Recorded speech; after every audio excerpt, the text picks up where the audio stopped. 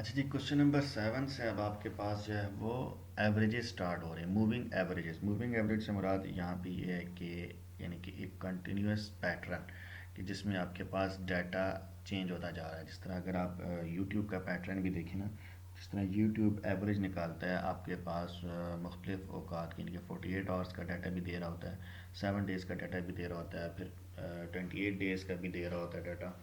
तो वो उसी उसी तर्ज के ऊपर ये आपके पास है। अच्छा, अब आपको शायद इस चीज़ का आइडिया ना हो जो मैंने एग्जांपल दी है, लेकिन यहाँ जब क्वेश्चन को सॉल्व करेंगे तो इंशाल्लाह आपको समझ आ जाएगा। देखें, इसमें इस तरह है कि जिस तरह इन्होंने किसी फसल की प्रोडक्शन के बारे में दिया हुआ है कि साल 2010 में उसकी प्रोडक्शन लेट्स से 80% थी, 2011 में 75%, फिर 72, फिर 85, फिर 77। अब जिस तरह आपको पता है कि मौसम के अतबार से अगर बारिशें टाइम से होती हैं तो उस साल में फसल ज़्यादा अच्छी होती है। गंदम की अगर बात करें तो मतलब गंदम चल रही है, और अगर बारिशें टाइम से ना हो तो फसल थोड़ी सी ख़राब हो जाती है। और अगर जब फसल की कटाई का वक्त आता है तब बारिशें ज़्यादा हो जाती हैं, तो तब भी बहुत सारी जो फसल है वो तबाह हो जाती है, या कभी कभार तूफ़ानी सूरत हाल बनती है, हवा बहुत तेज़ आती है, बारिश बहुत तेज़ चलती है, तो उससे भी जो है वो फसलें ख़राब हो जाती हैं। तो इस वजह से यानी कि नागहानी आफात की वजह से और कुदरत की तरफ से, मेहरबानी की तरफ से किसी साल जो है वो प्रोडक्शन बढ़ भी जाती है, और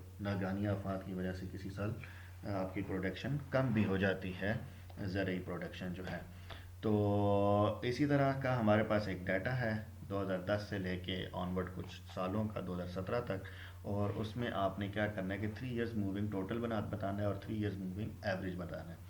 तो एवरेज के लिए आपको पता है क्या होता है कि जितनी भी आपके पास नंबर ऑफ़ वैल्यूज़ होती हैं उनको सम करना है, divided by total number of values करते हैं, तो ये आपके पास एवरेज आता है। ये नॉर्मल सा आपके पास मतलब सिंपल सा कंसेप्ट है।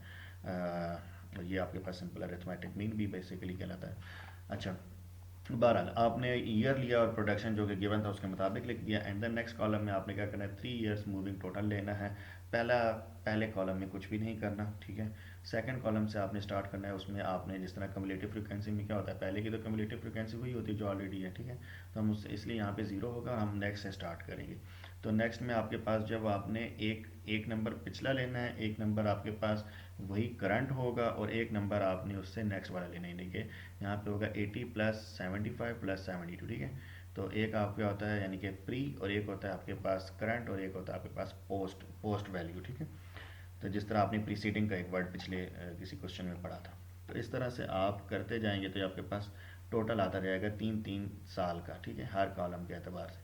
एंड देन आपने जो आंसर आता है उसको डिवाइडेड बाई 3 करते जाएं, तो उसके सामने आपके पास 3 इयर्स मूविंग एवरेज आ जाएगी।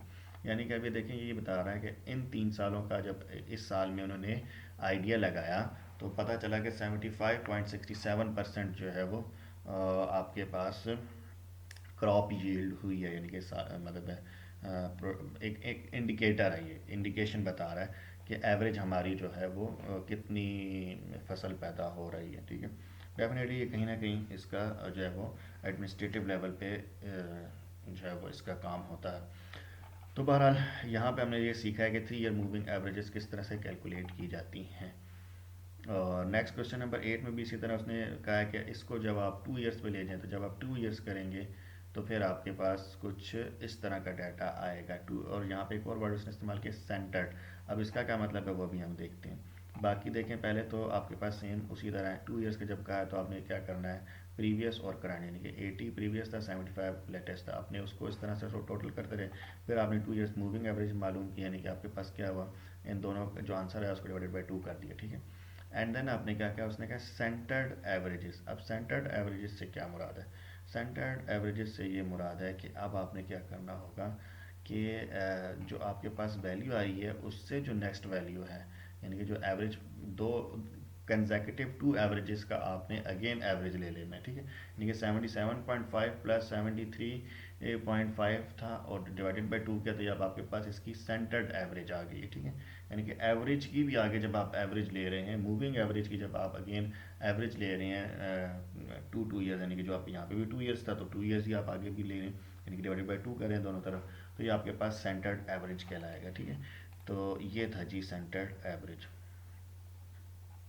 और नेक्स्ट क्वेश्चन नंबर 9 में भी सेम यही चीज़ है, जस्ट उसमें 4 ईयर्स का कंसेप्ट दे दिया है, तो यहाँ पे अब आपके पास क्या होगा, 20/4 हो जाएगा। तो बाकी सारा क्वेश्चन सेम है। आई होप इसमें मज़ीद कुछ समझाने की नहीं है। इसके बाद जो है वो क्वेश्चन थोड़े चेंज हो रहे हैं। अगेन एक्सरसाइज 1 जो 6.1 थी उससे रेलिवेंट आ रहे हैं, कि जिसमें अब आपने क्या करना होगा, ग्राफ बनाने होंगे, और वो अब हम इससे नेक्स्ट वीडियो में देखते